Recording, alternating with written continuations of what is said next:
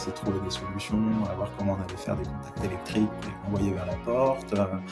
Donc quand je te parle de multicasquettes, j'ai vraiment l'impression que c'est, du moins les premières années, on a vraiment eu, on a eu toutes les casquettes. Parce qu'en fait, quand tu arrives sur le marché UK en 2018, qui était déjà bien consistant, faut quand même marquer le coup. Et donc, l'idée, c'était de sortir aussi des salles sur le thème de Doctor Who. Le modèle économique, il était construit sur 150 personnes à l'heure. Bienvenue sur Comment faire kiffer les gens, le podcast qui plonge au cœur du monde du divertissement et de la création d'expériences inoubliables. Pour vous inspirer, j'interviewe des artistes, entrepreneurs et créatifs derrière les événements, concepts, spectacles et lieux originaux afin de comprendre comment ils en sont arrivés là, en apprendre plus sur leur quotidien et leurs astuces pour créer des moments qui font vibrer les gens. Bonjour à tous et bienvenue dans ce 20e épisode de Comment faire kiffer les gens. J'ai l'honneur d'accueillir aujourd'hui Thibaut Lièvre. On s'est rencontrés il y a quelques mois. Thibaut, c'est un créatif. Moi, j'adore les créatifs qui ont toujours plein d'idées, plein de projets. Et surtout, Thibaut, il a bossé sur des projets et des concepts géniaux. Il a bossé chez Escape Hunt en direction game design et dans le réseau de franchise, donc des gros escape games. Il a été chez Dama Dreams aussi pour faire le parc Dama à Deauville dont il va nous parler. Escape Game Bureau des légendes, Escape Game Batman, qui a ouvert très récemment chez Boom Boom Villette à Paris. Donc c'est 3000 mètres carrés, je crois, ou enfin je sais plus combien. Hein, il va nous en dire plus. Ouais, 3000 mètres carrés, voilà, avec 3 Batman, salles. après, le centre est grand. Ouais, le centre est grand à la Villette, mais voilà, Batman c'est 3000 mètres carrés avec un bar, voilà, il va nous en dire plus. Et là, des nouveaux projets en cours dont il parlera peut-être pas ici, mais en tout cas aussi à fond dans la création de loisirs. Donc voilà, très très heureux d'avoir Thibaut. Il était au Japon aussi il y a pas longtemps, je sais, donc il est revenu avec plein d'idées et Ouais, plein d'inspirations. c'était hyper inspirant. Et merci à toi pour l'invitation. Eh ben, C'était avec plaisir. très chouette à l'idée d'échanger avec toi là. On a déjà échangé un peu en off. Je pense qu'on a pas mal de choses à se raconter. Et puis bah ouais, merci pour la présentation. Euh, J'ai été juste. Qui es-tu au qui fond? es-tu? Présent, Qui es- je te présente toi. qui es-tu? Non, créatif, hein, je pense que c'est pas mal. Créatif multicasquette. Quand je regarde un peu c'est assez rigolo. Je vois, on est mi-mai. On est quasiment 10 ans jour pour jour après mon premier escape game. Là.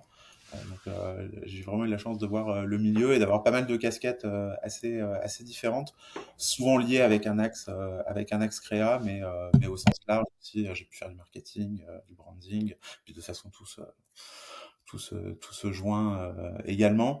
Donc ouais, créatif multicasquette. Je m'attendais pas forcément à la base. J'avais pas un destin tracé dans le loisir. Euh, Moi, je viens plutôt d'un background littéraire à la base. J'ai plutôt fait des études d'histoire. Je suis parti enseigner le français en Écosse.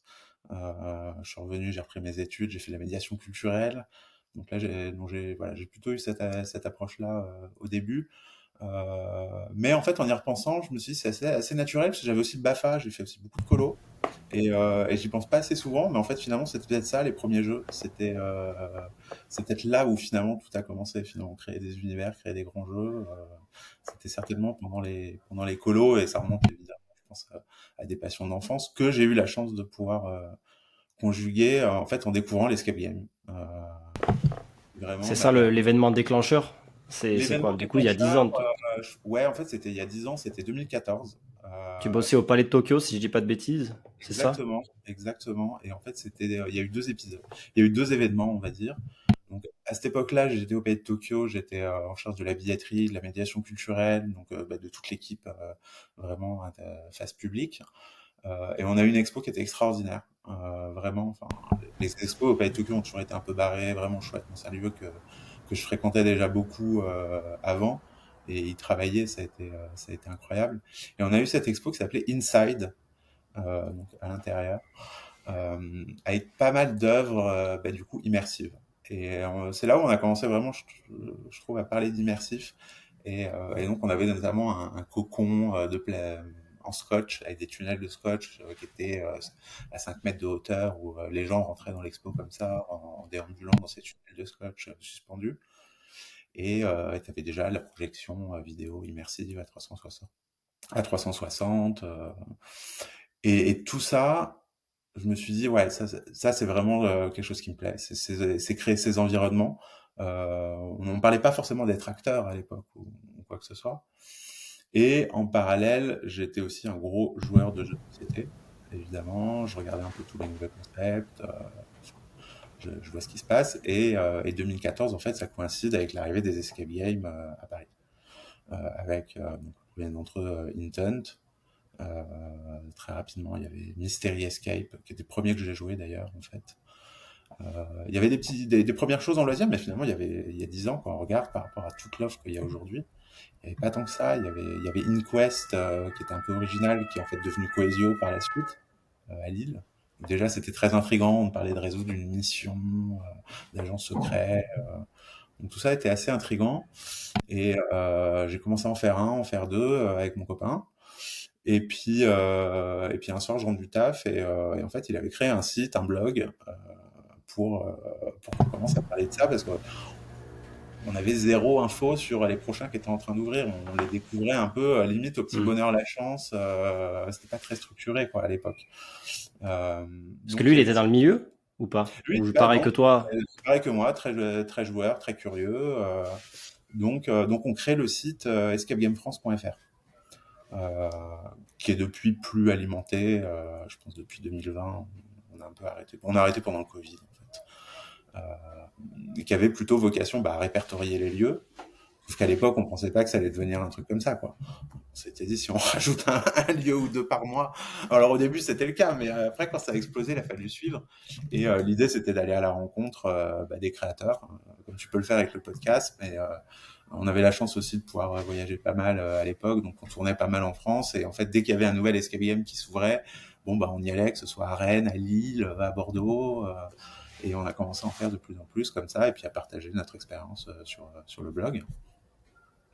Et c'est dans ce cadre-là que j'ai rencontré en fait les deux fondateurs, les deux associés de Escape Hunt, euh, qui eux avaient plutôt un profil, donc plutôt profil senior, enfin qui était trader en fait avant, donc reconversion professionnelle après de nombreuses années, et qui se lance dans le loisir et justement on se rencontre pour un déj pour savoir un petit peu qu'est-ce que je pensais du marché français, quelles étaient mes attentes aussi en tant que joueur un peu chevronné si tu veux, et, euh, et puis je sentais bien qu'ils avaient une belle ambition. Donc c'était une marque en fait qui était d'escape game qui était thaïlandaise. Donc ils avaient racheté la master franchise pour la France et la Belgique avec une belle ambition de développement. Donc un support en fait en Thaïlande avec un studio de game design qui était basé là-bas, qui fournissait les énigmes, et puis après à nous de les mettre en place dans différentes villes. Donc ils avaient déjà ouvert un premier établissement qui était vraiment chouette, un peu le flagship à Bruxelles, et ils arrivaient sur Paris avec il y en avait peut-être déjà deux trois avec cette volonté d'ouvrir un nouveau lieu.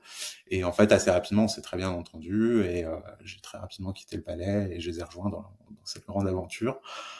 Je savais pas trop où ça allait me mener, et puis en fait, presque 10 ans plus tard, j'en suis là et je leur dois vraiment beaucoup parce qu'ils m'ont vraiment fait confiance dès le début. Mais en fait, en même temps, au début, personne n'y connaissait rien. Et Parce que ça, tu c'était faisais quoi moi, au final, au j'avais tout pas forcément. début?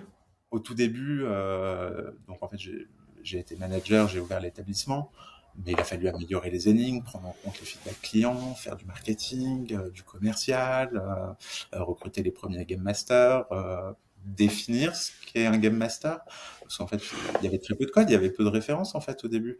Euh, et puis on voyait on était soutenu par le studio de game design qui était à Bangkok, mais on va pas se mentir, ce qu'ils envoyaient, c'était pas ouf, quoi. Et on voyait bien que pareil, il commençait à se creuser aussi un décalage entre les attentes d'un public parisien et puis des designs peut-être un peu plus standards, quoi. Donc il a fallu améliorer tout ça. On a commencé à se poser la question d'amener des mécanismes. Parce qu'en fait, en 2015, l'escape game, c'était des clés, des cadenas, des portes, secrètes ou pas, pas toujours, des environnements qui étaient pas très compliqués. En fait, c'était beaucoup de minimum vital product au début. On y allait un petit peu à tâtons. On savait pas non plus comment le marché allait évoluer et que ça allait exploser aussi à ce point.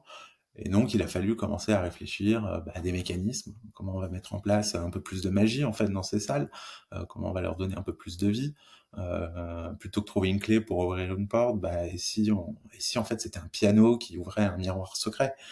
Et ça, le piano, je m'en rappelle, c'était le premier mécanisme où bah, il a fallu mettre les mains dedans. Personne n'avait de référence. Bon, bah, on s'y collait le soir, on a démonté le piano, on a essayé de trouver des solutions, à voir comment on allait faire des contacts électriques pour les renvoyer vers la porte. Donc quand je te parle de multicasquette, j'ai vraiment l'impression que c'est, du moins les premières années, on a eu toutes les casquettes, quoi. Et t'as d'autres anecdotes comme ça, de mécanismes ou ce De genre de choses? mécanique.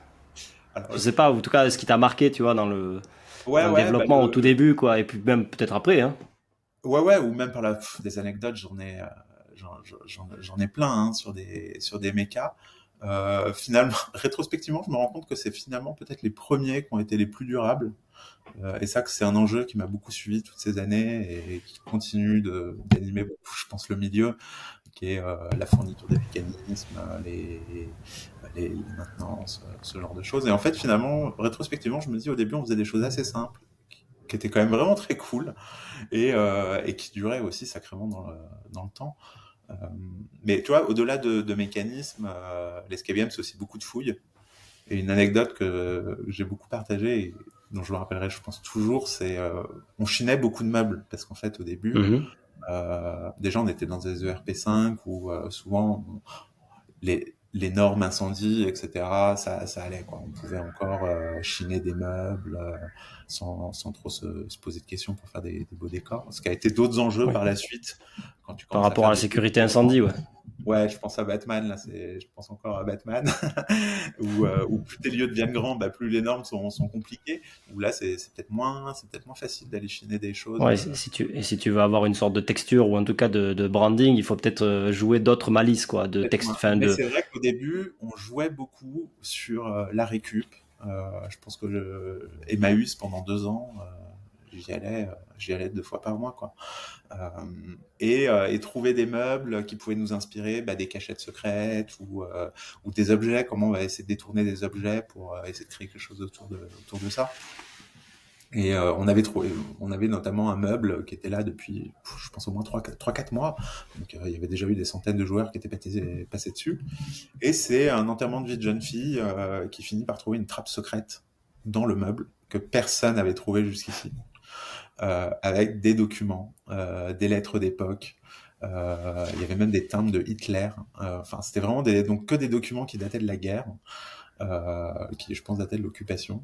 Et donc, elles ont trouvé ça. Et donc, nous, on les voyait à la caméra. Elles pensaient que ça avait un lien avec l'histoire. En plus, on était dans une thématique du Paris du début du siècle. Donc, voilà, l'immersion était poussée très très loin jusqu'à ce voilà, on les stoppe un peu, on leur dise que là, l'enquête était en train de partir un peu trop loin. Mais, euh, mais ouais, non, ça, c'était chouette aussi. Bon souvenir. Et Donc, du coup, là, du coup, tu passes de manager de centre à ce que je vois game design et après tu prends d'autres fonctions ouais, alors, et c'est parce que vraiment justement, tu as commencé la chance que j'ai à rouler eue. ta bosse. C'est ça. Donc, en fait, j'ai grandi aussi avec la société, puisque donc on avait ouvert l'établissement de Paris, qu'il a fallu évidemment lancer. Mais en parallèle, ben, on commençait à constituer un réseau de franchises. Avec des franchisés qu'il fallait accompagner. Donc en fait, très vite, les premiers retours d'expérience, il a fallu leur partager, les accompagner aussi dans leur ouverture. Et en fait, assez vite, ça avait trait aussi à la bonne mise en place des jeux. Ce qui était quand même ce qui est quand même le cœur du métier. Donc en fait, assez vite, j'ai pris le lead aussi sur ces fonctions. Donc c'est moi aussi qui allait accompagner les franchisés là-dessus et qui les aidait aussi à faire le lien avec le siège, qui était Ok. aussi basé à l'époque. Donc, au-delà de l'aspect anglophone, etc., il y avait aussi l'aspect culturel, essayer aussi de pousser leurs envies à eux par rapport à des codes de la franchise, essayer de les challenger de manière, on va dire, politique. Euh, donc j'ai fait ça, on va dire c'était jusqu'en 2018 à peu près. Donc C'était combien de franchises? Juste pour à situer, genre terme, combien d'escape games, combien de salles? 2018, on avait 10 franchisés. Euh, Ok. Et ça on était représente quoi à chaque fois 3 4 salles par franchisé ou ils on ont plus, était enfin 3 4 moyenne lieux? 6, avec un lieu, on va dire, en moyenne. Oui, Le pardon, lieu, lieux. Et le 6 salles. lieu, ouais, le lieu typique, c'était un lieu 6 salles. On avait des très grands franchisés aussi, par exemple à Bordeaux, euh, qui avait 8 salles, qu'on ouvert et après un deuxième établissement avec 5 autres salles. Donc parce que ça a vraiment bien fonctionné aussi pour eux. Clermont-Ferrand aussi était un très très grand établissement, je me rappelle. Donc entre 6 et 8 salles un petit peu. En fait, Paris était un contre-modèle parce que et puis le loyer, c'est pas les mêmes enjeux. Donc à Paris, on avait un lieu de 4 salles à Opéra. Qui tournait très bien. On aurait eu 6-8 salles, on aurait été très content aussi. Mais les choses se sont faites comme ça, quoi. Bruxelles, c'était 8 salles, par exemple. Mais il faut Ah, voir ce qu'on a le fait. foncier, c'est pas facile, hein. C'est pas facile. Et puis, les salles aussi ont grandi. Parce qu'en fait, au début, c'était 20 mètres carrés, hein, un escape game. C'était 20 mètres carrés, il y avait une petite salle secrète, souvent la troisième petite placard. Et, en fait, avec le temps, bah, les gens, ils ont voulu des plus grands univers. Nous, on avait des idées de plus en plus folles. Il nous fallait de plus en plus d'espace. Donc, on a aussi ça a été des stratégies un petit peu au cas par cas, aussi en fonction des typologies de villes et puis du marché dans la ville, en fonction des types de jeux. Mais on a eu aussi, par exemple, des franchisés qui ont fait le choix avec le temps d'avoir peut-être moins de salles, mais des salles plus grandes et peut-être plus qualitatives qui correspondaient plus aussi à des attentes. Je pense Hmm. notamment en 2017, 2018, bah, quand ça fait déjà 3 ans que tu es ouvert, qu'il y en a 5-6 qui ont ouvert, quoi, et des salles très grandes. Bon, bah, donc du coup, mais ça nous a donné aussi on a essayé de jouer aussi de cette contrainte et de se dire, peut-être qu'on donne plus d'espace, mais peut-être qu'on peut mettre plus de gens, ou qu'on peut arriver à faire côtoyer des gens en même temps dans des sous-espaces, avec Mhm. aussi cette perspective économique de se dire, bah, en fait, on a moins de salles, mais ce serait bien que le chiffre d'affaires reste le même, quoi. Et parce qu'on a eu je sais plus avec qui j'en parlais sur le podcast, peut-être avec Jan de Trip Trap ou d'autres personnes, c'est quand même un modèle économique intéressant mais difficile aussi. C'est-à-dire que tu as métrage carré ouvert, enfin, que tu payes tout le temps, t'as pas un grand nombre de personnes par mètre carré en termes d'affluence, t'as souvent pas de restauration ou de services annexes pour augmenter ton panier moyen. On va peut-être y revenir avec Batman ou justement Mais au début, d'autres en tout cas, concepts. non. Effectivement, Voilà. au début, la tendance était même plutôt de proposer une expérience premium, parce que c'était quand même pas donné l'escape game, hein, quand c'est arrivé par rapport au marché du loisir, du cinéma et autres. Tu vois, on offrait la boisson aux gens, la photo à la fin aussi.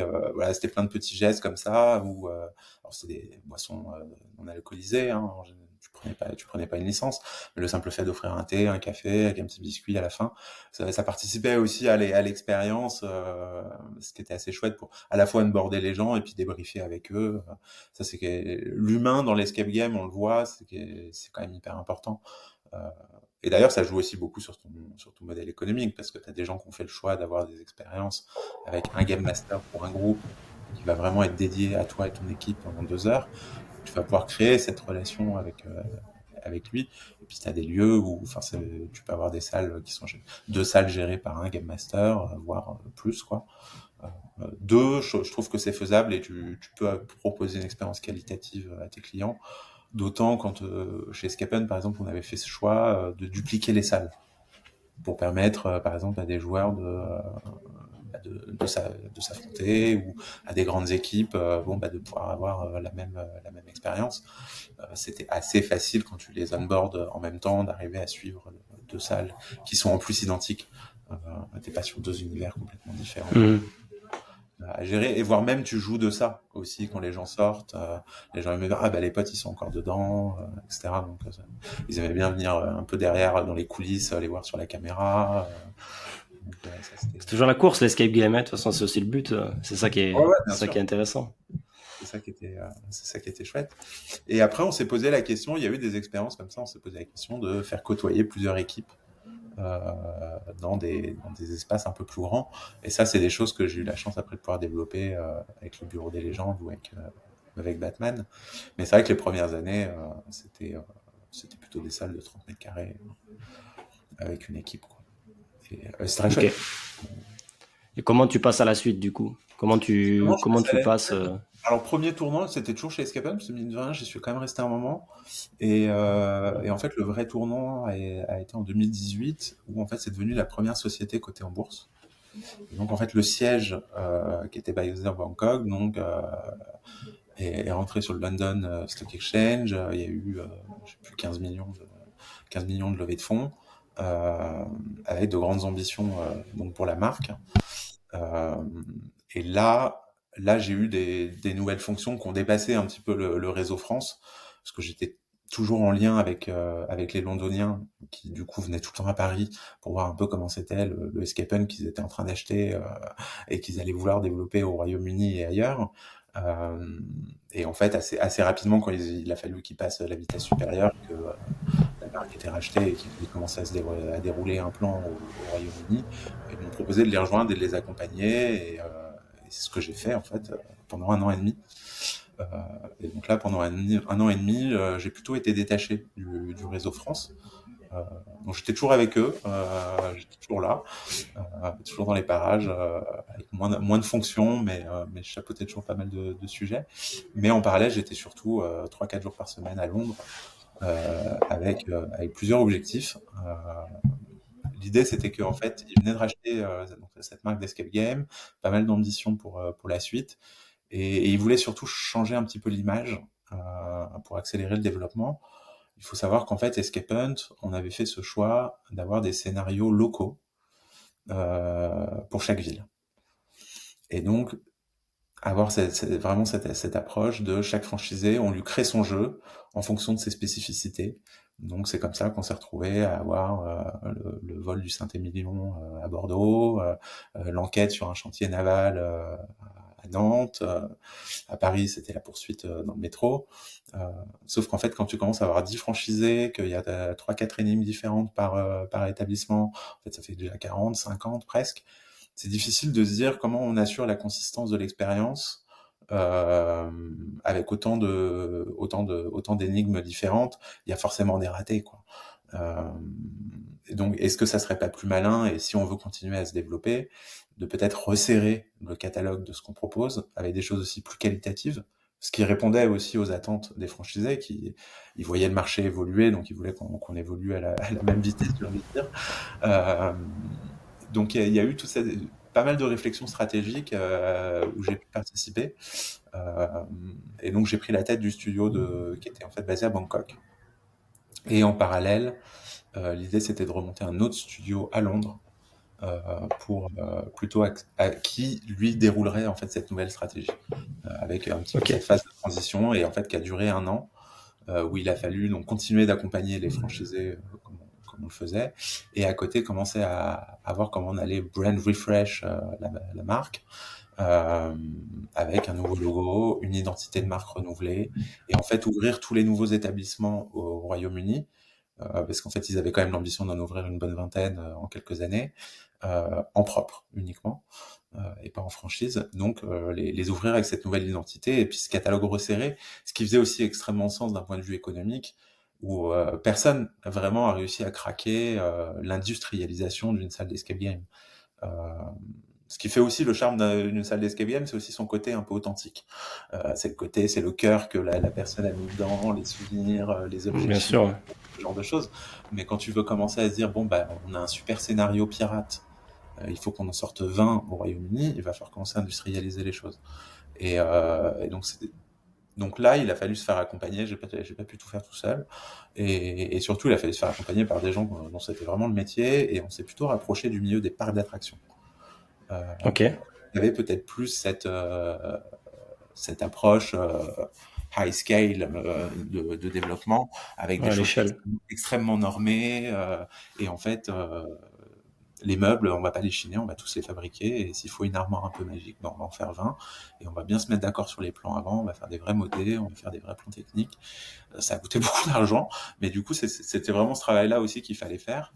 Et donc, on est arrivé avec un premier catalogue de 4-5 jeux qui se sont rapidement répandus au Royaume-Uni. Moi, je les ai accompagnés jusqu'en 2019, à l'époque, jusqu'au 5e établissement, à peu près. Et maintenant, Ok, donc là, et là, ils sont à 20, je pense. ok. Et toi, tu faisais donc ouais, le game design, les opérations, Voilà, ils sont game venus te chercher, ou design, en tout cas, t'as. pas trop la prod, parce que c'est aussi très local, etc. Donc, Mhm. plutôt la direction artistique, si tu veux. Ok. Moins l'exécution sur site, comme j'avais pu faire en France. J'étais moins les mains dedans. J'ai pas fait le game master les premières parties, etc. Donc beaucoup plus au-dessus. Et ça, c'était vraiment chouette. Et puis surtout, extrêmement belle opportunité de travailler avec BBC Studio. Euh, on voyait aussi un autre phénomène qui arrivait, qui était la collaboration avec les licences. Euh, Mm. il y avait très peu d'exemples à l'époque, finalement. Il y a eu quelques tentatives, je pense à Ghostbusters, par exemple, à Washington DC. Euh, En France, je saurais même pas te dire s'il y en avait déjà. Euh, je suis même pas sûr que non, je suis même pas sûr que Fort Boyard, koh tout ça, c'était déjà le cas. Mais du coup, on s'est dit si on veut vraiment aussi marquer le coup et puis faire connaître la marque, parce qu'en fait, quand tu arrives sur le marché UK en 2018, qui était déjà bien consistant, faut quand même marquer le coup. Et donc, l'idée, c'était de sortir aussi des salles sur le thème de Doctor Who, avec 2 thèmes Doctor Who dans 5 villes au Ok. Royaume-Uni. Pareil, sur un format très classique, un escape game de 30 mètres carrés, mais où on a pu avoir l'actrice, donc à l'époque, j'ai plus son nom, Rosie Whittaker, euh, qui faisait les voix de l'Escape. Et puis c'est là que j'ai commencé à voir aussi que travailler des licences, et bah, c'est du taf. Parce qu'il y a beaucoup de Et contraintes après, qui sont ajoutées. Ouais. finalement, après, je me suis un peu spécialisé dans les licences, on va en parler un peu après. Mais ça a été la première expérience avec une licence. Et finalement, tout ce travail qu'on avait fait de normes avec toutes ces boîtes de parts d'attraction et de design, bah, c'était aussi extrêmement rassurant pour elle en termes de sécurisation. J'ai j'ai une question, moi, par rapport à tout ça. C'est quand tu fais de l'escape game ou justement toute la création de ces concepts, qu'est-ce qu'il faut pas faire, du coup, avec toute l'expérience que tu as? On va reparler Qu'est-ce qu'il faut des pas faire? projets.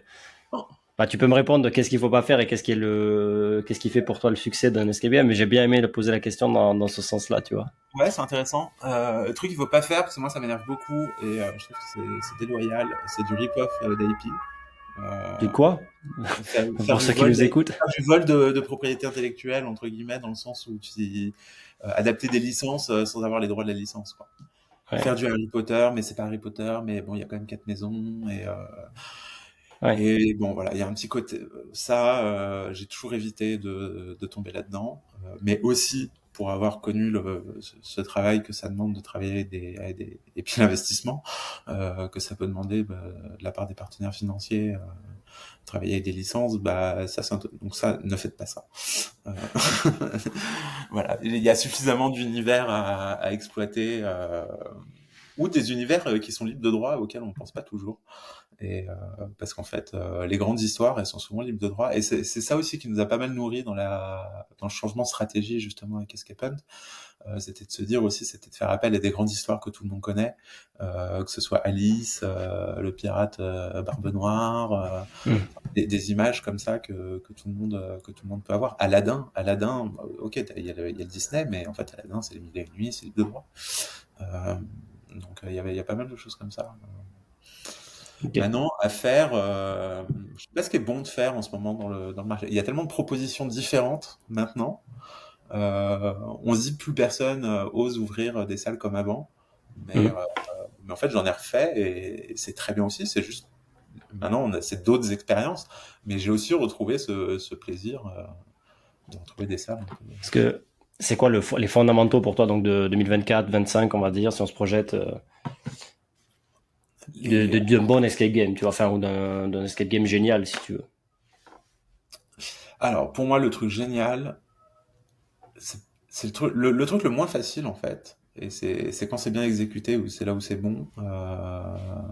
C'est comment tu déroules ton histoire. C'est pas toujours bien amené dans les escape games. C'est peut-être aussi pour ça qu'avec le temps, on a essayé de s'appuyer sur d'autres types de formats. Mais c'est vraiment savoir pourquoi tu es là, avoir ton, L'arc narratif, au final. ouais, l'arc narratif et de sentir vraiment être impactant sur cet arc narratif et d'être au cœur de cet arc narratif. Et pas seulement être passif d'un arc narratif qui se déroule et qu'on essaye de te narrer sur lequel tu as une vague implication. Et ça, c'est difficile. Ça, c'est difficile. Et ceux qui arrivent à craquer ça, ils sont vraiment bons. Euh, un truc hyper important, et je m'en suis rendu compte aussi, je l'avais peut-être oublié, et je m'en suis rappelé avec Batman, c'est l'importance de l'humain. Euh, et en fait, je me rends compte vraiment le lien avec le Game Master, tu vois, on en parlait tout à l'heure, il est quand même vraiment crucial parce que déjà, il peut te sortir de pas mal de situations quand tu as des problèmes techniques ou des choses comme ça. Bah, en fait, avec un peu de roleplay, etc. Des fois, ça passe du feu de Dieu.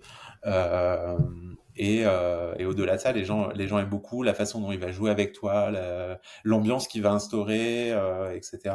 Le rôle qu'il va prendre pendant la partie, même le débrief, etc. Et, euh, et ceux qui vraiment masterisent aussi ce parcours client, et ça, c'est vraiment chouette, ça. Avec un brief qui est pas trop long, qui est bien timé, des fois, c'est un peu chiant aussi. Donc ouais, l'humain, la bonne histoire, et après, mais ça c'est parce que j'en ai fait beaucoup, mais bon, ça c'est très perso, mais j'aime bien toujours voir un truc que j'ai pas vu ailleurs.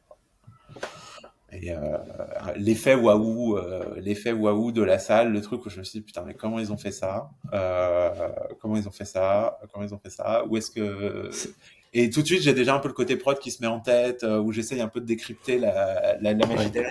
Et quand j'arrive pas trop à décrypter la magie derrière, bah, c'est là où ça me plaît aussi beaucoup parce qu'ils ont réussi à me sortir de mon côté professionnel, ce qui est aussi un peu difficile maintenant parce que des fois il y a des red flags un peu.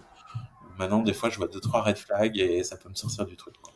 Ah, mais c'est normal, quand tu travailles dans quelque chose, ça peut te dépassionner un peu parce que tu vois Donc maintenant, un tout bon l'envers du escape décor. game, c'est celui qui a pas de red flag qui me fait sortir de l'histoire ou du flow qui a Hmm. été instauré, quoi.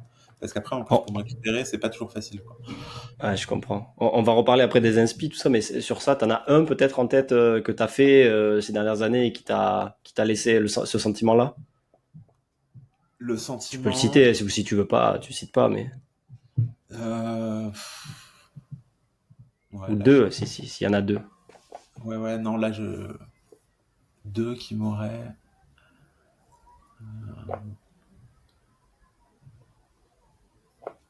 je sais pas. J'oserais pas même pas. C'est même pas tant une histoire de name dropping que, tu vois, j'ai pas tant que j'ai. En conclusion, messieurs, dames qui êtes dans l'escape game, faites mieux. C'est ça. Ça, c'est pas assez bon pour Thibaut. Non, non, en vrai, c'est toutes les dernières salles que j'ai pu faire, j'ai été hyper emballé, quoi. Parce que en plus, Ouais. c'est ça qui est Il y a de chouette la aussi. qualité. Il y a de la qualité, Ça se tire vers le haut, en fait. Tu peux pas en fait, exister si t'as pas une bonne pas expérience. le haut. Les salles un peu pourries que j'ai fait, pour être franc, c'était surtout dans les grosses années 2017-2018, où il y a Hmm. aussi des gens qui étaient vraiment là juste pour suivre la trend et qui mettaient pas vraiment de passion et qui étaient très contents de leur truc et qui arrivaient à te vendre alors que bah, non, en fait, c'était nul, quoi. Et il y en a eu Ouais, des. c'est pas du tout Mais comme en la fait, ces gens-là, restauration où il y a beaucoup d'emplacements, en fait. ils sont plus là, en fait, finalement. Ouais. Euh, Et tu vois, la restauration, si tu es un bon emplacement, tu peux faire du chiffre avec un public qui a faim, entre guillemets, qui sort d'un musée ou je ne sais quoi.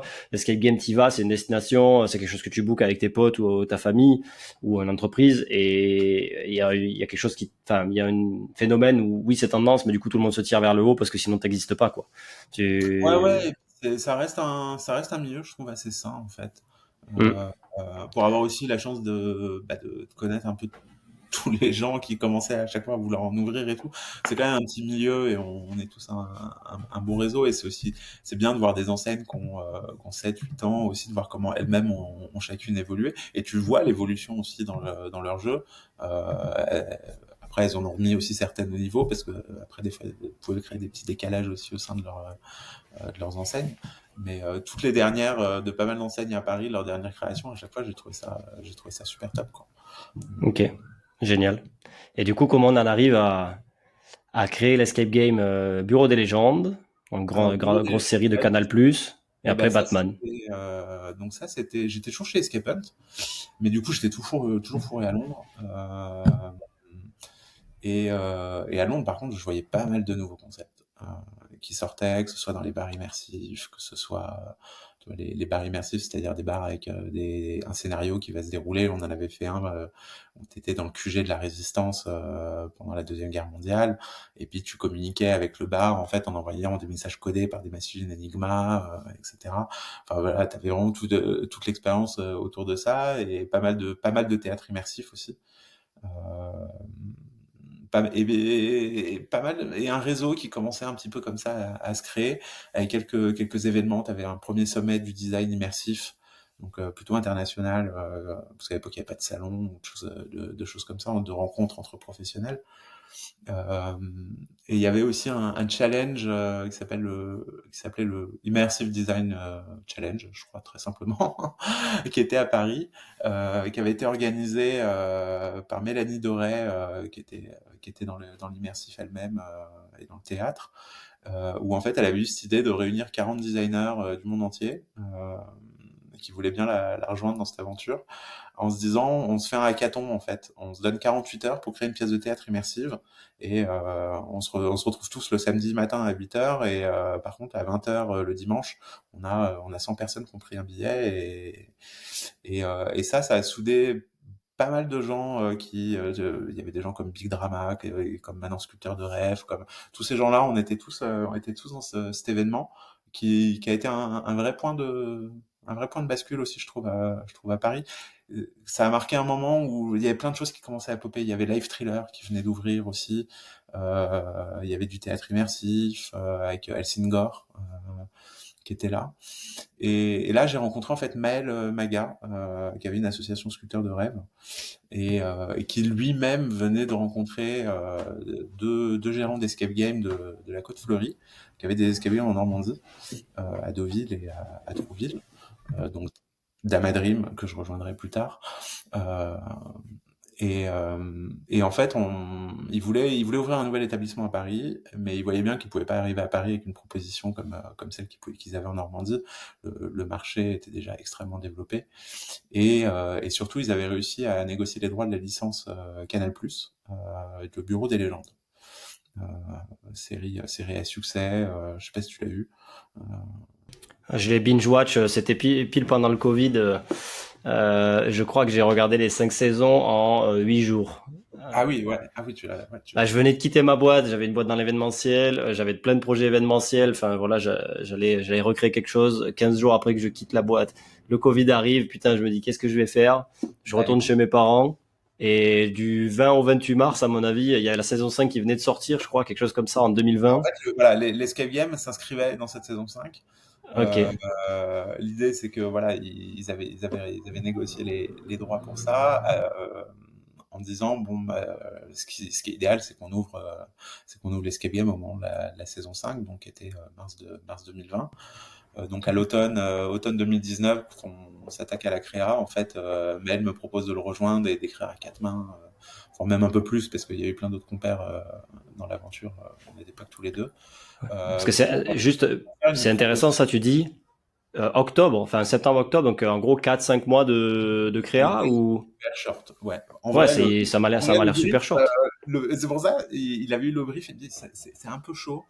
Euh, et ça va être escape game, et ils veulent amener une dimension théâtre immersif, etc. Mais je vais avoir besoin de toi pour la partie escape game. Et puis c'est surtout un peu chaud parce que en fait, il faut qu'on rende la créa genre dans 2 mois. Il faut que la prod elle Hmm, commence dans 3 mois, et que la prod elle prenne pas plus de 2 mois et demi, et que tout se passe bien, quoi. En gros, hmm. c'était ça, hein. Ok. Et c'est à peu près le plan qui s'est déroulé. Et donc on a écrit à plusieurs mains plusieurs scénarios. On a eu pas mal de trames. Euh, D'abord, on a visité le lieu, parce qu'en fait, ce qui est hyper important, mine de rien, dans les expériences immersives, on peut imaginer plein de trucs dans un grand pavé idéal. On n'a jamais le grand Hmm. cube idéal. Parce que là, ils Euh, avaient le lieu. Là, ils avaient le lieu. Ils avaient le lieu, ça y est, ils venaient de signer le lieu, donc là, il fallait que ça devienne concret aussi au niveau de la créa. Et forcément, le lieu était un peu alambiqué quand même, parce que c'était 200, ouais, un peu plus de 200 mètres carrés, juste à côté d'Odéon, mais avec la moitié en sous-sol. Euh, et quand même pas mal de contraintes à la fois d'accès, etc., et puis même juste structurelles du bâtiment. Et avec cette volonté de se dire, on va proposer une expérience aux joueurs donc qui dure 1 heure et demie, ils vont pouvoir explorer les 200 mètres carrés du truc. Par contre, c'est sûr qu'une équipe de 100 mètres carrés va vite y avoir un problème économique. Donc, avec cette idée de faire entrer des nouvelles équipes et de faire coïncider des nouvelles équipes dans un même espace, au sein d'une même aventure finalement, avec un point de non-retour, et puis tu peux onboarder une autre équipe. Et c'est sur ce modèle-là qu'il a fallu creuser quelque chose. Donc à la fois sur les contraintes du lieu, qui étaient très fortes, avec des caves voûtées, etc. Euh, donc à la fois les contraintes du lieu, les contraintes de la série, aussi, et les contraintes de la DGSE, qui avait aussi un droit de regard sur le scénario. Ça c'était assez chouette. Ok. Hum, on avait le créateur de la série, Eric Rochant, qui supervisait un peu les différentes propositions de scénario, avec aussi l'équipe de production, évidemment. On avait fait plusieurs propals au début, qui jugeaient un peu trop années 80 dans les enjeux géopolitiques. Et assis-toi bien, ce qu'on avait proposé, c'était en fait une invasion par la Russie de l'Ukraine pour prendre le contrôle de la mer d'Azov sur des enjeux un peu gazo-pétroliers. Euh, Ok. Bon, bah, ce podcast ne sera pas publié du coup, hein. euh, je, voilà. Est-ce qu'ils ont dit non parce que c'était au contraire trop probable, ou est-ce que c'est le côté un peu pétrole, gaz, ça faisait qu'il C'est y a la eu un DGSE écho. qui a dit euh, non ou c'est la prod? on savait pas Ou la qui. DGSE qui a dit à la prod On qui... savait, mais on savait qu'ils l'ont eu. On en a beaucoup qui sont venus jouer aussi. On ne sait pas toujours quand c'est eux. Ou des fois, je sais qu'il y a certains comédiens de l'expérience qui ont déjà dit, hein, je pense que eux, ils étaient de la maison, quoi. Ça c'était plus par la suite. Mais au moment de la créa, ouais, on a eu plusieurs moutures comme ça de scénarios, mais qu'on été donc contraintes par l'opérationnel. Comment on va faire coïncider plusieurs équipes en même temps, et puis aussi avec la série. En fait, la 5e saison, nous on partait plus sur se dire, ok, les gens ont peut-être vu la saison 1, la saison 2, ils ont peut-être pas forcément suivi toutes les saisons, on va plutôt essayer de se concentrer là-dessus. Donc si tu as vu la série, c'est une époque où Marina part en Iran, donc on était plutôt sur des enjeux nucléaires, etc. Et puis en fait, la Mm, série va plus évoluer après sur tout ce qui est les cyberattaques, et mm. plutôt La des enjeux. sismologie au début, ouais. Voilà, au début, on est plutôt sur sismologie, et après, on est plutôt sur cyberattaque. Et donc, on a plutôt axé le scénario là-dessus, sur une attaque cyber pour déstabiliser la France, avec une proposition en deux parties, en fait. Une première partie qui était très théâtre immersif, avec l'idée de se dire, on va faire vivre une première journée à la DGSE très classique. On va être assez punchy avec les gens, Avec des acteurs du coup. avec des comédiens. Euh, avec Comédien, pardon. donc 3 comédiens dans l'expérience, effectivement. Euh, pour aussi cadrer un peu tout ça, et aussi cadrer les timings, et puis les différentes phases de transition.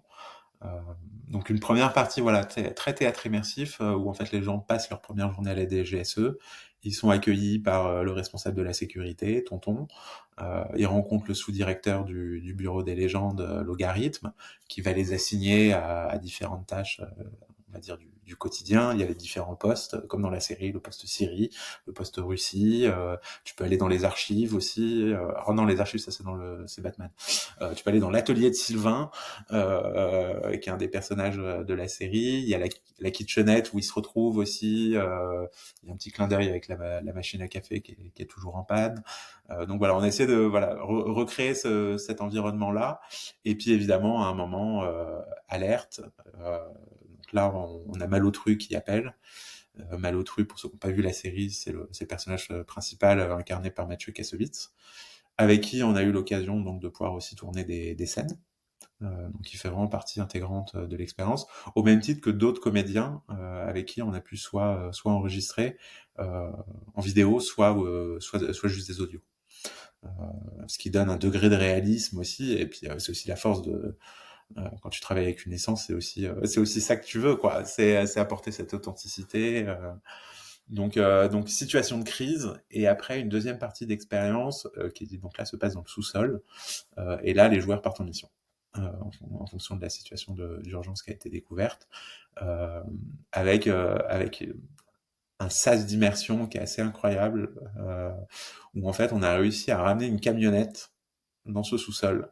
Et il faut imaginer l'escalier en colimaçon très parisien, donc en pièces détachées, etc., euh, qui les emmène en mission. Et en fait, comme on descend dans ce sous-sol, les gens limite pensent qu'ils sont dans le parking, que c'est une vraie camionnette, et qu'ils limite ils vont sortir et on va se retrouver à se balader dans Saint-Germain-des-Prés, quoi. Donc on a toute une phase un peu de transition comme ça où on fait croire aux gens qu'on les fait voyager jusqu'à un autre pays en camionnette où ils vont pouvoir faire leur mission. Et là, on est plus sur une phase très escape game, ce qui permet aussi de libérer les comédiens. Les joueurs se retrouvent aussi un peu plus entre eux. Ils ont le moment de vraiment partager cette expérience euh, parce que c'est ça aussi l'escape game. Il y a des vraies différences culturelles entre les pays où en France on aime bien faire notre escape game, avoir notre salle à nous et que à nous, alors que en fait par exemple aux États-Unis c'est extrêmement commun, c'est les salles c'est fait pour 10, 12 personnes et puis tu peux te retrouver avec un petit couple qui est en premier date et puis une famille avec une famille à côté quoi. Euh, Hmm. ce qui est pas toujours idéal quoi. Moi j'en ai fait aux US comme ça, c'est vrai que c'est pas toujours idéal. Euh, Même si je comprends pourquoi, d'un point de vue économique, ils ont fait ce choix. Donc là, il y avait ce côté où en fait, voilà, et en fait, quand ils partent en mission, tu as une autre équipe qui est déjà en train d'arriver, et il y a une histoire de petits trains comme ça, et en fait, ces équipes ne se croisent pas. Donc elles ont vraiment l'impression d'avoir eu les 250 mètres carrés pour elles toutes seules. C'est quoi les astuces, tu vois, par rapport à la création de ce concept-là, ou les anecdotes, justement, que tu peux Bah, avoir en là-dessus, tête, là, si... les années, là-dessus, clairement, les vraies contraintes, ça a été le lieu, le fait d'être en sous-sol, euh, et le côté timing. Une fois que tu as bien craqué un petit peu ton guest flow, comment vont bouger les gens, à quel moment une équipe va passer d'une pièce à une autre et sans, entre guillemets, faire de bruit, ou que les autres soient suffisamment occupés pour pas que ça se voit, etc. Donc ça, c'est cette grosse phase de réflexion et de modélisation aussi des modèles, de se dire, ok, mais si j'ai l'équipe qui est à tel endroit, est-ce qu'elles vont avoir besoin ou pas de d'aide par un comédien éventuellement, mais qui lui sera peut-être déjà occupé avec l'équipe qui vient d'arriver. Donc une fois que tu as craqué tout ce truc opérationnel, et c'est un des trucs que je préfère faire, parce qu'en fait c'est plein de Moi, modélisation j'aime bien aussi, ouais. tous les sens. Et puis c'est le moment aussi où finalement ton lieu a ses contraintes, mais tu peux aussi jouer avec. Et puis Hmm. il y a aussi des murs que tu peux péter, il y a des murs que tu peux changer. Et puis si tu les fais passer par là ou plutôt que par là, ça va peut-être changer des choses. Donc tu testes vraiment un peu tous les modèles, tous les théories. Et ça c'est très important parce qu'en fait après ça va impacter tout ton opérationnel. Et si tu fais des Tu... mauvais choix dès le début, bah après tu vas en payer le prix assez vite quoi. Ah bah oui, si l'expérience des utilisateurs, des visiteurs est pas bonne, après, Parce que ça influe sur tout. malheureusement, dans l'escape game, tu peux tester, évidemment, et il faut tester. C'est très important de tester. Mais tu peux tester, le projet, il est déjà avancé à 95%, quoi. En vrai. Tu utilises quoi pour faire ces flux, tout ça? Là, c'est une question bête d'outils, tu vois, mais tu dis modéliser, tu vois, prévoir tous les scénarios, tu fais Excel, Word, juste un bout de papier, un tableau avec des Ça va être dessins. ça va être du Excel et puis des logiciels de charte mentale, un petit peu. J'ai le Hmm. logiciel lucidchart.com, par exemple, qui est extrêmement bien fait parce que déjà, il est très simple pour faire des flèches et des diagrammes et tout. C'est quand même assez simple pour faire des Ouais, mind maps. Et il a des petites fonctionnalités très basiques, mais qui, en fait, à ce stade un peu du blue sky et du concept, sont extrêmement suffisantes, de faire des petits plans, aussi très simples, et des timelines. Donc, en fait, les trois trucs combinés faisaient que, ouais, Lucidchart, moi, j'aimais beaucoup pour ça. Parce que sur une même page, en fait, je pouvais avoir un petit peu ces trois trucs, quoi. J'avais à la fois le petit côté plan, je pouvais changer mes portes et mes machins, j'avais à la fois l'aspect spatial, l'aspect chronologique, et puis l'aspect logique, en quelque sorte. Euh, cool. ouais. Merci de l'info, c'est Et important de savoir un peu sur les malheureusement, outils. sur ça, donc effectivement, tu peux le modéliser, tu le penses, etc. Mais tant que tu le vis pas, Ah oui, tant qu'il n'y a pas la réalité. ouais, donc après tu peux faire des petits protos, il y a des choses qui se testent, où il y a des choses t'es pas sûr. Par exemple, je me suis posé des questions. Je me suis retrouvé par exemple un jour à calculer la taille des ascenseurs à la station Opéra, qui sont des très très gros ascenseurs pour 30 personnes, pour me dire, ok, combien de personnes on peut faire tenir dans un ascenseur de cette taille, en me disant, ok, si on veut faire un ascenseur, il faut que minimum il puisse faire X par X. Enfin, voilà, ce genre de. Donc on a essayé de tester des choses un peu comme ça, ou chez Ouais, des clients, empirique. voir comment ça se passe, ouais, de manière très empirique. Et puis, mais malheureusement, souvent, bah, en fait, ton second œuvre, il est fait, tes murs, ils sont mis, tes portes sont mises, et puis bah, ton flow, tu le testes en live et t'as plus qu'à prier que ça marche, quoi. Souvent, bon, dans 95% des cas, ça marche. Et quand ça marche pas, tu trouves des solutions. Est-ce qu'on peut parler de Batman? Parce ça fait quasiment 50 minutes qu'on discute Ah ouais, et au final, le temps file. Il y aurait beaucoup à discuter pas passé et j'ai au envie cœur, de. on est même pas, ouais, presque au cœur. Du coup, Batman, en quelques mots, bah, non, ça pète en quelques mots. Donc toujours avec la même équipe en fait que le Bureau des légendes, donc d'Amadrim. Euh, euh, on avait travaillé pour eux en freelance. Entre-temps, moi, j'avais repris un peu mon chemin chez Escape Hunt. On a eu le Covid. Donc, je te passe toute la phase Covid avec la gestion des franchisés, tout le monde qui était en panique, enfin, nous les premiers, parce qu'en fait, aucune vision sur l'avenir. Un Hmm. mois tu ouvres, un mois tu fermes, un mois tu ouvres à moitié. On a essayé de lancer pas mal de produits aussi, essayer de réinventer un peu avec des jeux à la maison. On a fait un calendrier de l'avent. J'avais pris l'initiative, lancer un calendrier de l'avent avec des vrais chocolats. Et dans chaque case, t'avais un petit jeu. Donc ça, c'est une initiative qu'on avait pris à l'échelle France, qui a ensuite été repris par la suite par les Anglais l'année suivante. Euh, mais bon, je commençais à faire un peu à faire le tour. Et puis surtout, donc David, un des fondateurs de Damadream, me revient et me dit, écoute, pendant le Covid, j'ai négocié Batman. Là, incroyable. Je me dis, fou. Déjà, pendant le Covid, fallait avoir un peu les balls pour se dire, je vais essayer de chercher une autre grosse licence, encore plus grosse que le Bureau des légendes, sachant que j'ai ouvert le Bureau des légendes une semaine avant le confinement. Donc autant dire que le lancement aussi a été assez sympa. Euh, et donc très rapidement, vu l'ampleur du projet, là, ça pouvait plus être du freelance, quoi. Là, il allait falloir sacrément structurer les choses, puisqu'en fait, le projet, c'était euh, on a sécurisé la licence Batman. On a sécurisé 3000 mètres carrés au sein de la Cité des Sciences, dans le centre commercial Villeup, qui va être en pleine refonte avec tout un nouveau concept de. Donc, je crois que tu es allé en plus hein, à Boom Boom Villette. Donc en J'y fait, suis passé, mais c'était pas le food court n'était pas encore ouvert. ouais.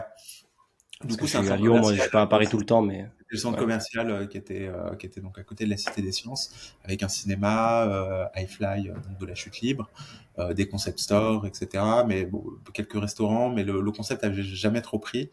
Et donc là, ils ont tout pété, ils ont refait des travaux, ils ont gardé le ciné, le iFly, et ils ont fait un grand food court avec une vingtaine de restos, et surtout que du loisir. Et donc en fait, on s'inscrivait aussi dans ce renouvellement de cet établissement qui fait quand même 20 000 mètres carrés, quoi. Où d'autres activités de loisirs allaient s'implanter. Donc nous, on prenait le segment vraiment escape game. Euh, Mhm. et il y a d'autres établissements. Il y a un quiz room qui a ouvert. Euh, il y a un grand centre multi-activités qui a ouvert également avec du bowling, du laser game, de la réalité virtuelle, du mini-golf, etc. Et nous, on a repris du coup 3000 mètres carrés juste à l'entrée du centre, dans l'ancien Cultura, qui était également dans l'ancien centre commercial et donc a aussi fermé ses portes. Et l'idée, c'était on recrée Gotham City dans ces 3000 mètres carrés avec trois missions sur des très grands environnements, comme on a pu faire avec le Bureau des légendes. Euh, Sauf que là, ça va pas être sur 250 mètres carrés, mais sur 2500. Et par contre, là, c'est pas une équipe une après l'autre. Petit défi supplémentaire, parce que sinon c'est trop simple. C'est comment on arrive à faire côtoyer dans ces trois environnements à peu près 25 joueurs une vingtaine de joueurs en même temps, toutes les Non, 30 minutes. chacun. Ouais, dans chacun. Le modèle économique, il était construit sur 150 personnes à l'heure, quoi. Hmm. Ce qui, j'avais rapidement fait les calculs, correspondait à quasiment 48 escape games dans un même endroit. T'imagines le délire opérationnel derrière. Mais en restant, on n'allait pas non plus faire 48 scénarios sur Gotham City, avec quand même trois thèmes très forts qu'on a du coup déterminés avec nous. Donc là-dessus, j'ai fait un peu le premier concept assez rapidement pour lancer le truc. Maël nous avait accompagné aussi vraiment sur les prémices. Et puis très vite, j'ai rejoint Damadream. J'ai monté une équipe avec eux pour gérer le projet. Et donc là, en tant que directeur créatif, donc là vraiment axé sur créa pure, Mhm. en lien avec Warner de manière hebdomadaire. euh, pour dérouler un peu le projet, qui avait cette ambition donc d'avoir trois environnements, mais aussi un bar et une boutique. Et si on y arrive, des petites activités annexes. Pour vraiment arriver à faire un lieu de sociabilité. Du coup, le premier truc à faire, c'était de se mettre d'accord avec Warner sur les trois thèmes, et puis de bien les choisir, parce que ça allait conditionner quand même sacrément la suite. Donc là-dessus, on avait proposé on est assez proche de ce qu'on avait proposé. On avait proposé quelque chose autour du GCPD. C'est ce qu'on a actuellement, le Riddler, qui prend possession du GCPD, et qui met au défi des jeunes recrues, dont c'est le premier soir. C'est très BDL, c'est ton premier jour au GCPD. Mhm. On pourrait presque reprendre le Ouais. pitch du BDL. Donc, Attends, il y a des gens qui vont pas comprendre ce qu'on dit là. C'est donc Gotham City Police Department et Bureau des légendes, c'est ça? exactement, ouais. Oui, oui, c'est vrai Ouais. que T'es dans les c'est- acronymes, t'es au boulot là. Ça y est, toi, je tu suis parles pas, comme. bien sûr. Donc celui-là, on s'est dit, on va se servir un petit peu de ce qui a bien marché d'un point de vue opérationnel sur le modèle au Bureau des légendes, et on va proposer une expérience comme ça d'immersion, première soirée au commissariat de Gotham City, une situation de crise, et puis ensuite une deuxième partie peut-être un peu plus escape game. Euh, donc, la deuxième qu'on souhaitait, c'était travailler autour du Joker, parce qu'en fait, au-delà de Batman, on a fait pas mal de recherches, et puis évidemment on avait Warner et DC qui étaient là pour nous accompagner. Euh, et en fait le Joker, il a une plus grosse fanbase que Batman presque. On le voit bien d'ailleurs, il y a les films Joker au cinéma. Euh, et pour nous, ça nous semblait assez naturel de travailler autour de l'asile d'Arkham Asylum, qui est l'asile emblématique où à chaque fois se fait enfermer le Joker à chaque fois qu'il se fait capturer par Batman. Et ça, Warner voulait pas.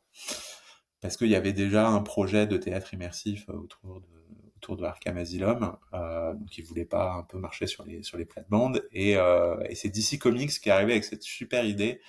Le Joker, en fait, est né dans une usine de produits chimiques qui s'appelle Ace Chemical. Et ils m'ont dit, et si tu faisais Ace Carnival, donc la fête foraine du Joker, et si on faisait une fête foraine du Joker, mais dans une usine de produits chimiques. Et donc on est parti de là, et en se disant là, on va essayer de proposer une expérience assez familiale, assez fun, un peu barrée parce que ça reste le Joker. On voulait pas un Joker trop sanguinolent. Il faut savoir, on n'avait pas les droits sur les films. Les droits qui avaient été négociés avec Warner et DC Comics, c'était vraiment sur les comics. Donc 80 ans d'histoire, hein, en fait, parce que Batman, ça remonte aux années 30. Et là, on a vraiment pu choisir aussi dans toutes les trames narratives, s'inspirer, dégager des tendances, etc.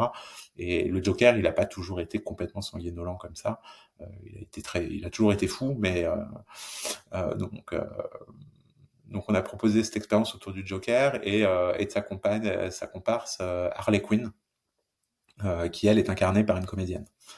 Euh, le Joker, pour des raisons, c'était compliqué d'aller se dire on va recruter plein de comédiens pour incarner le Joker. Warner était pas forcément très chaud, en termes, même moi d'ailleurs, parce qu'en termes de consistance d'expérience, t'as difficilement la main sur le dessus. Alors qu'Harley Quinn, on sentait mieux qu'on allait pouvoir faire quelque chose avec ce personnage, et Warner est aussi moins frileux là-dessus. Et puis la dernière expérience, c'était autour de la Batcave, donc le repère de Batman. Et là, la volonté qu'on avait, c'était de se dire, on voulait vraiment revenir, même s'il fallait onboarder 20 personnes en même temps. Le défi qu'on s'est dit, c'est malgré tous ces gens, comment on va faire en sorte que les gens qui ont réservé avec leur équipe, donc 2 à 5 joueurs, passent un moment privilégié, juste eux et leur équipe, dans la Batcave. parce que c'est vraiment l'endroit iconique. Et moi, je me sentais pas de me dire, ok, et je joue, même d'un point de vue d'histoire et d'expérience, tu pouvais pas justifier d'avoir 20 personnes qui débarquent dans la Batcave comme ça, quoi. C'est un endroit tellement secret. Et donc tout s'est construit autour de ça. Ce qui fait qu'en fait, on a en fonction des intentions qu'on avait, un petit peu d'histoire qu'on voulait raconter, et de type de guest flow qu'on voulait avoir, on a créé des modèles de jeu. Et en fait, on s'est retrouvé avec 3 modèles de jeu qui étaient finalement un petit peu différents, parce que par exemple, la Batcave, on s'est vite rendu compte qu'il allait falloir en construire plusieurs si on voulait que les gens puissent passer ce moment privilégié.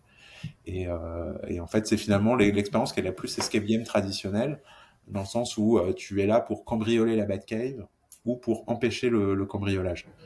Le vrai twist qu'on a trouvé, c'est en fait de faire une Batcave que se partagent 2 équipes, une équipe de cambrioleurs et une équipe de gentils.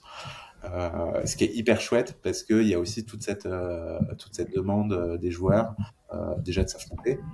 Et puis pour tous les larges groupes, quand tu es une dizaine, c'est toujours hyper cool. Tu te coupes en deux, l'un contre l'autre, voire même on va boire un coup au bar et puis après on revient et après on fait l'inverse. Ce qui fait que chacun après a vraiment 100% de l'histoire parce que les gentils ont les conséquences des méchants, mais les méchants n'ont pas forcément conscience de toutes leurs actions, etc. Donc si tu veux, Hmm.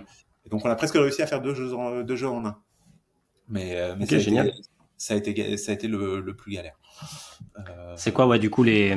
Parce que en termes de Ah, flow à modéliser, il fallait faire côtoyer toutes ces équipes dans des environnements très thématisés, timés. Euh, Au niveau du découpage, parce que moi je voulais vraiment structurer le jeu autour de cette image un peu de case de BD que tu peux retrouver où tu as le méchant qui s'en va et tu vois plus que sa jambe et il est déjà en train de partir et les gentils qui arrivent un peu en stupéfaction. Et je voulais arriver à faire en sorte que des équipes se croisent à un moment extrêmement spécifique et d'arriver à créer toute la tension autour ensuite de ce moment-là. Et donc ça nécessitait de créer des jeux qui soient assez faciles à timer, ok. que tu sois bon, que tu sois pas bon, il faut que tu arrives à finir le jeu exactement quand on veut que tu le finisses. Mais que tu t'en rends pas compte pour autant. Donc Et par exemple, c'est toutes ces c'est quoi? difficultés. Par exemple, Sans en dire trop, comme ça tu gardes ouais, non, mais le suspense pour ceux qui veulent y aller. ça risque d'être un mix de plusieurs trucs. Euh, Par exemple, tu as un panneau de fusibles, tu dois remettre des fusibles dans un ordre bien particulier, un peu façon mastermind, si tu veux. Hmm. Puzzle. Soit ton fusible est au bon endroit ou il est pas au bon endroit. Et puis une fois que tu as réussi, t'as pof, ils sortent tous, et puis tu as une deuxième séquence qui se met en boucle. Mais en fait, si tu es proche du bon timing, en fonction du temps que tu as mis, soit tu as une deuxième séquence, soit tu pas de deuxième séquence. Oui, c'est en fonction des autres, tu lances plus Voilà. ou moins de jeux. L'évolution des autres, soit leur relances une deuxième séquence qui est un peu plus dure, soit tu t'arrêtes là. Mais ouais, ça demandait beaucoup de dentelle, on va dire, en Ok. termes de. C'est quoi les souvenirs que tu as sur la création de tout ça? Là, c'est en exploitation depuis quelques mois. Ouais. Donc, vous avez sûrement des retours. Qu'est-ce qui est pour toi un gros succès? Voilà, quel souvenir tu as de difficultés peut-être rencontrées ou de fierté justement là-dessus? Ouais, ça a été un projet assez gargantuesque, hein, comme on dit, parce que finalement, enfin, c'était le plus gros escape game jamais faire, hein, je pense. Euh, et dans un lieu qui avait énormément de contraintes, qui était la Cité des Sciences, avec beaucoup de contraintes qu'on connaissait pas et auxquelles on n'avait jamais été vraiment confronté dans des établissements plus petits, liés à l'incendie, etc. Ah oui, ça j'en ai pas parlé non plus, mais toutes ces contraintes dans le quand on faisait toute la théorisation justement des salles, des découpages, des guest flows, etc., il fallait aussi prendre un autre paramètre en compte, qui était aussi celui des sas incendie, par exemple. Que des fois, en fait, que je le veuille ou non, là, il fallait qu'il y ait une salle qui puisse accueillir 20 personnes et que dans cette salle, il n'y ait rien du tout. Tu peux pas avoir d'électronique, rien du tout, parce que c'est un sas coupe-feu, quoi. Et quoi qu'il arrive, tes joueurs, ils vont passer par là et il va falloir que tu t'y fasses, quoi. Donc, tu fais un cube noir et tu fais en sorte que dans le scénario, les gens l'oublient et que ça soit un couloir déguisé, quoi. Euh, mais ça aussi, ça a été une sacrée contrainte. Où à un moment, en fait, on a changé d'idée, et puis en fait, du coup, il faut créer un sas avant ta porte secrète. Ah bah oui, en fait, ça fait porte sur porte, c'est un peu bizarre, quoi. Bon, on va revoir tout ça. Comment les plans, ils ont changé 30 fois, quoi. Donc ça, il y a eu tout ce défi-là, mais ça, c'était le défi casse-tête et ça j'aime bien ça. Ça, c'est dans les bons souvenirs. Les bons souvenirs aussi, c'est toute la collaboration avec Warner et la multiplicité des supports qu'il a fallu créer en termes de créa. Je crois qu'on a tout fait. Il a fallu faire de la 3D pour recréer les personnages, Batman, le Joker.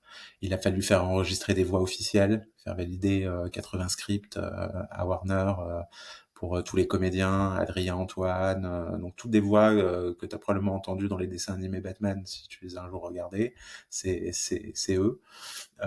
Tout le graphic design, les posters, les éléments de jeu, etc. J'en avais jamais fait autant. Sur une salle entre 30 mètres carrés et trois salles de 400, il y a, j'ai travaillé avec une illustratrice, Laurie Zompa, euh, qui a été extraordinaire sur le projet. Et j'ai pas calculé combien d'assets elle nous a sortis au bout de 2 ans. À la fin, on comptait plus. Mais je pense qu'il y en avait facile 250 assets graphiques. Tous les sons, les bruitages, les odeurs. On a vraiment réussi à travailler un peu sur tous les pans de créa, la lumière.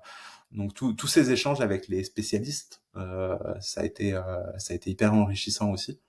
Euh, Parce qu'évidemment, moi, je maîtrisais pas tout, mais j'avais cette vision globale que j'ai tenu faire le lance. J'ai une question avant de passer du coup, parce qu'on pourrait parler 2 heures de ça, je pense. Après, j'ai bien envie de t'avoir sur le futur et sur ce qui t'inspire aussi, comment tu progresses. Mais avant ça, là, tu me parles donc de 3 salles de 400 mètres carrés, ça fait 1200 mètres carrés, avec énormément de taf, une licence.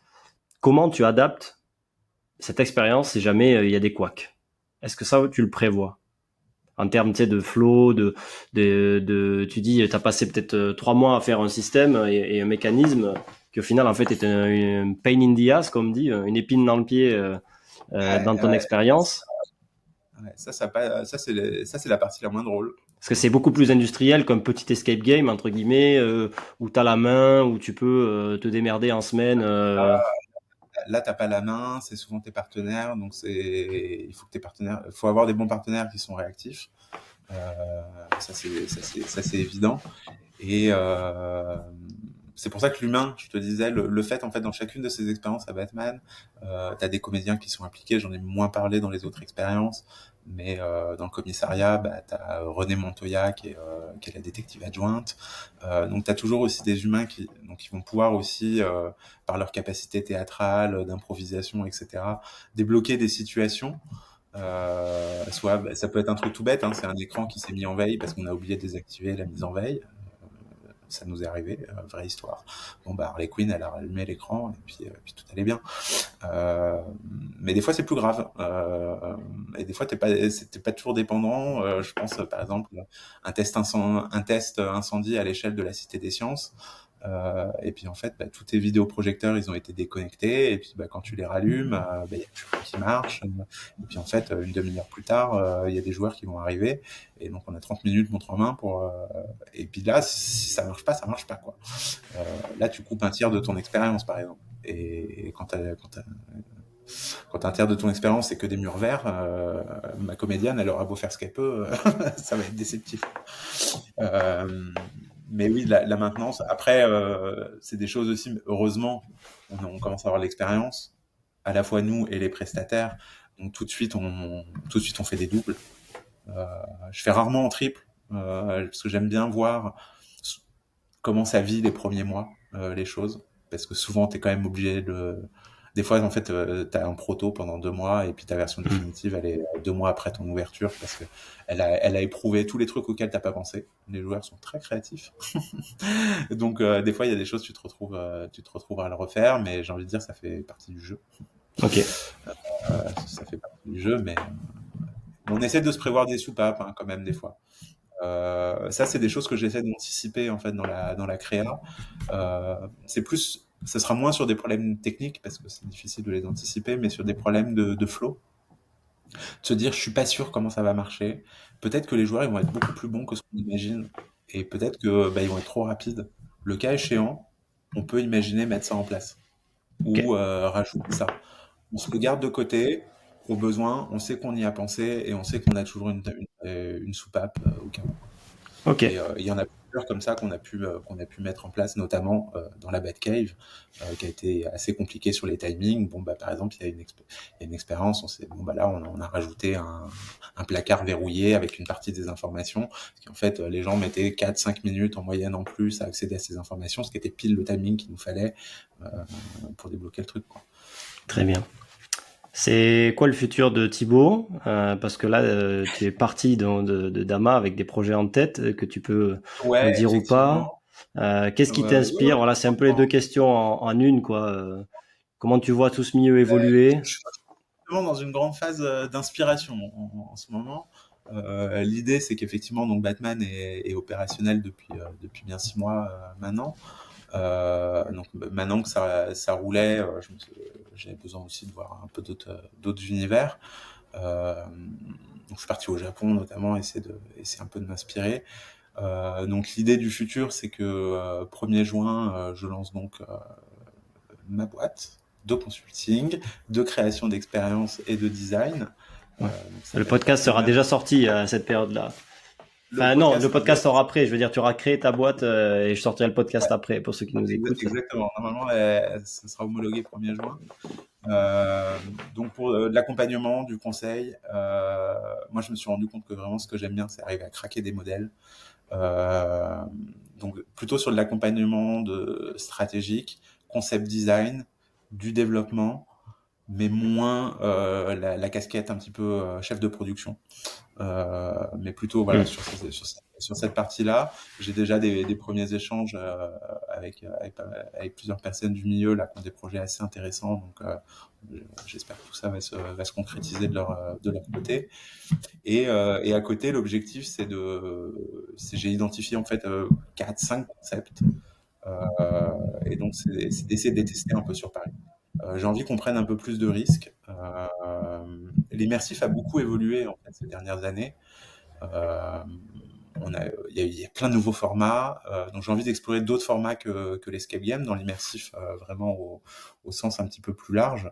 Euh, on a pu en parler un petit peu, tu vois, la VR par exemple, je pense que ça va continuer de marcher, la projection, euh, ça va continuer de marcher, tout ce qui est en projection mapping, atelier des lumières, dans des lieux patrimoniaux, etc. Tout ça, j'y crois beaucoup. Euh, je pense qu'il y aura d'autres lieux comme Batman, qui est assez unique en son genre, mais pour l'instant tout le monde regarde et attend de voir comment ça se passe. Et puis ça prend du temps, mais je pense qu'il y aura d'autres propositions un peu du même acabit. On voit bien la tendance, elle est vraiment sur des très très grands lieux.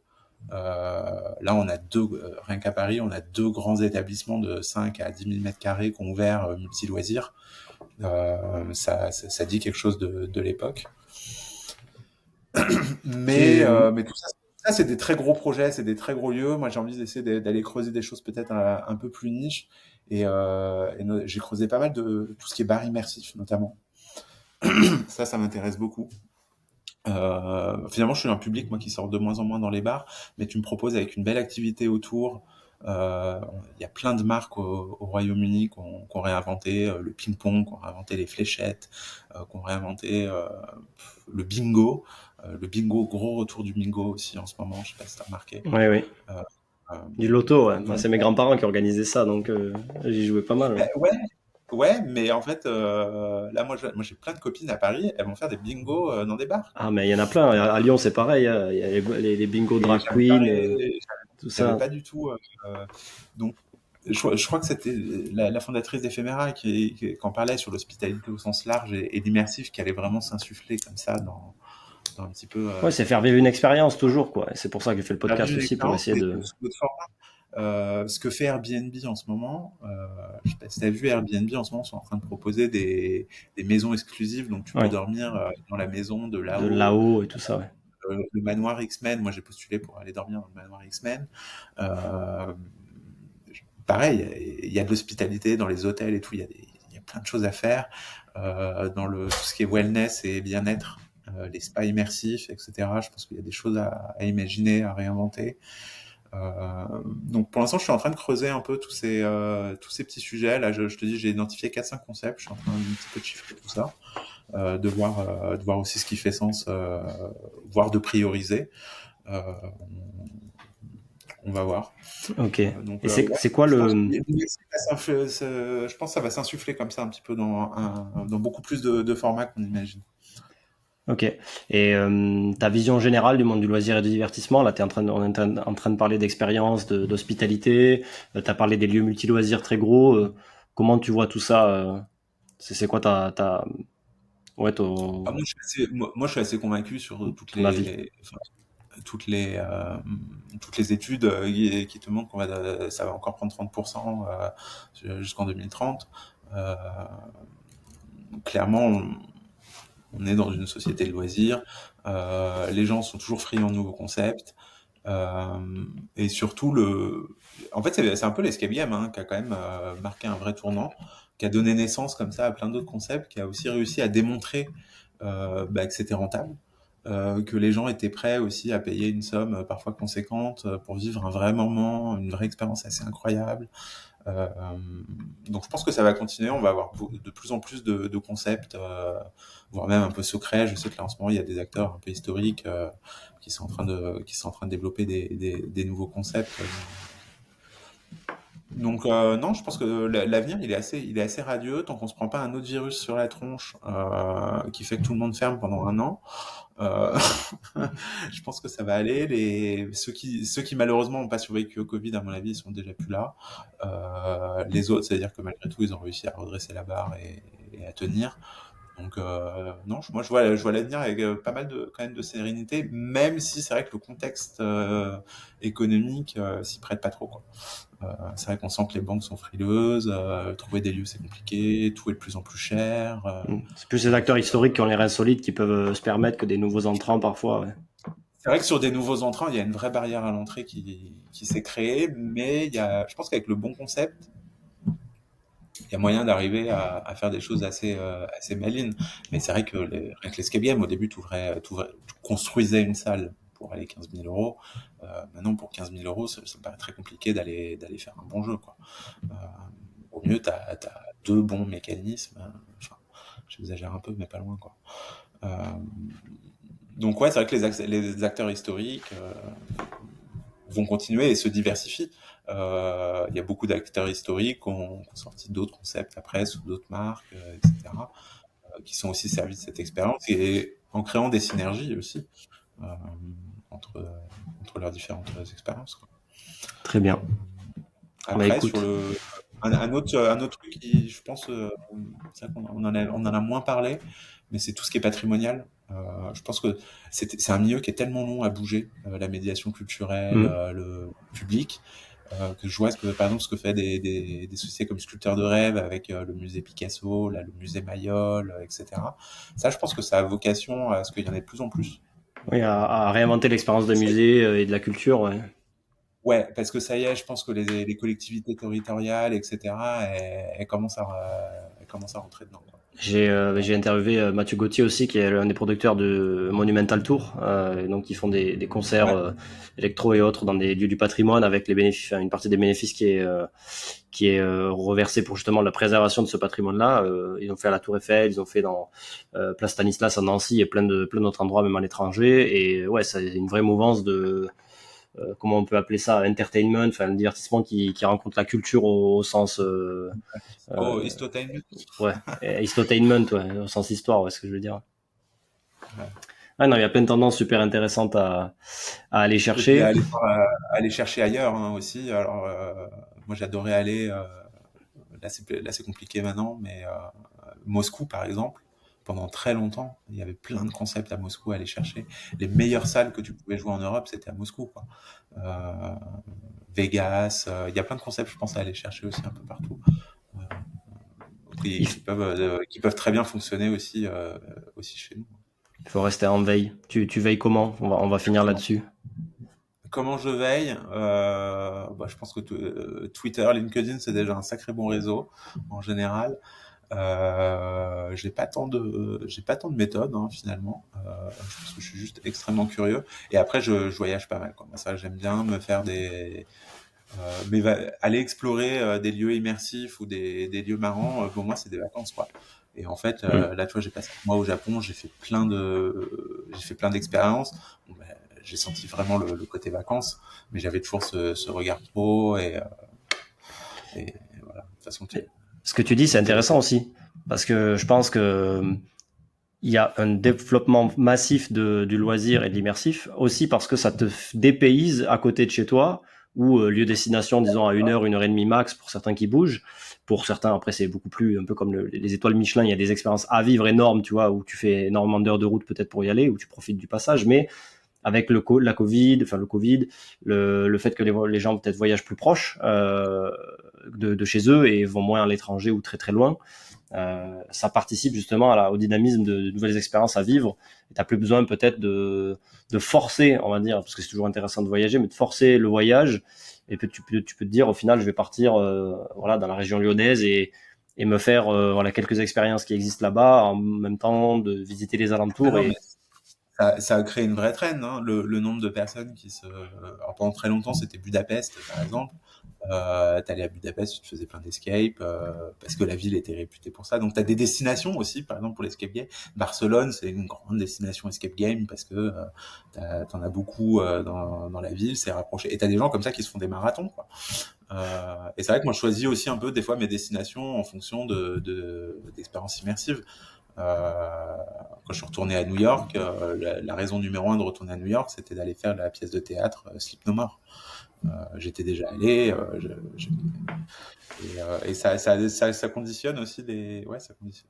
Comme tu peux voyager pas mal pour aller faire un parc d'attractions, bah, là tu peux le faire aussi pour des expériences immersives. très bien. Merci. On a Allez, bien écoute, discuté. ouais, C'est top. carrément. Écoute, Bah, à bientôt. à bientôt. On va te suivre sur le réseau Thibaut Lièvre, du coup, sur LinkedIn, c'est ça? Yes, Twitter. absolument.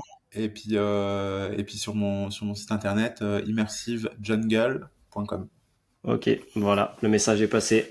On verra ce que tu nous réserves dans les prochains mois et peut-être certains qui écouteront le podcast en 2024, 25 ou autre, bah, on verront déjà les fruits de ce Ouais, travail. c'est tout le meilleur que je me souhaite. Eh ben, moi, je te souhaite le meilleur aussi. Allez, à bientôt, Allez, merci. ciao, ciao. Merci à toi. Merci à tous d'avoir écouté cet épisode jusqu'au bout. J'espère qu'il vous a plu. N'hésitez pas à mettre un avis et un commentaire sur votre plateforme favorite, Apple, Spotify, Deezer et d'autres. Il y a aussi des versions vidéo courtes sur Instagram ainsi que la version longue sur YouTube du podcast. Si vous avez un projet ou idée d'événement, de lieu de loisirs, de concept de divertissement que vous souhaitez concrétiser, si vous avez besoin de renfort sur un événement pour de la gestion opérationnelle, ou enfin si vous avez besoin de créativité pour créer une expérience client de dingue afin de faire kiffer les gens, notre expertise pourrait vous être utile. N'hésitez pas à nous contacter à l'adresse hello, cfklg.com. Merci beaucoup et à très vite.